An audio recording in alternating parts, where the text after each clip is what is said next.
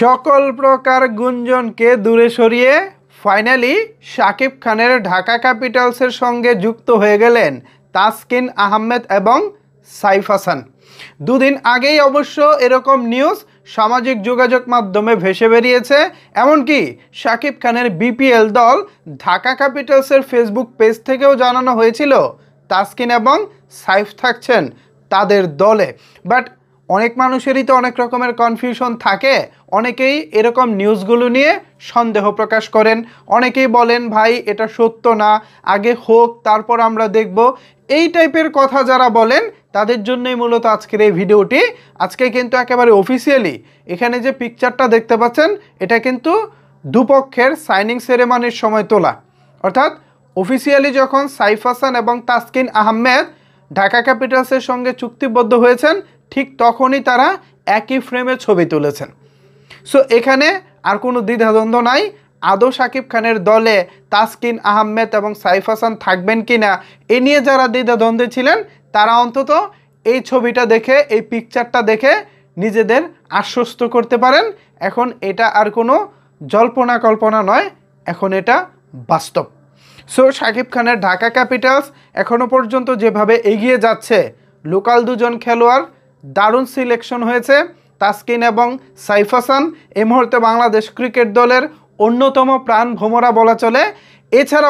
এছাড়াও তাসকিন এবং সাইফ ছাড়াও বিদেশ থেকে দুজন সাইনিং হয়েছে।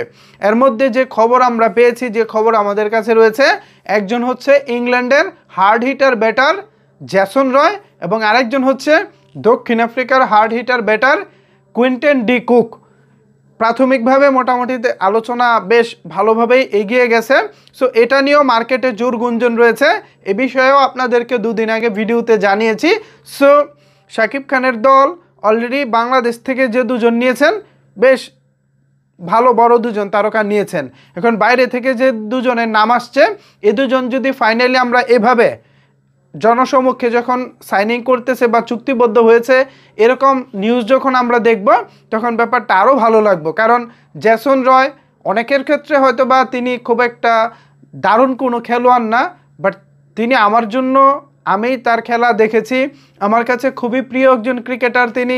এছাড়া কুইন্টেন ডি কুক দক্ষিণ আফ্রিকার এই ব্যাটার বা হাতি ব্যাটার, তিনি ব্যাটিং করেন এবং পাশাপাশি কিপিংটাও ভালো করে থাকেন।